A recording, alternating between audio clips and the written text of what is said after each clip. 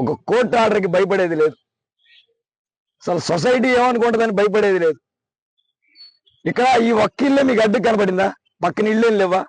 లేదా ఈ ఇల్లు కూల్చేసి గవర్నమెంట్ బిల్డింగ్ ఏమైనా కట్టేదలుచుకున్నారా? ఇది ఏమైనా గవర్నమెంట్ ల్యాండ్? అలాగే తీద్దాం. బందర్లో ఎవరిదాకా ఎందుకు, నీతులు చెప్పిన మంత్రి గారు మార్కెట్లో పెద్ద బిల్డింగ్ కడతాం, దానికి ఉందా ప్లాన్?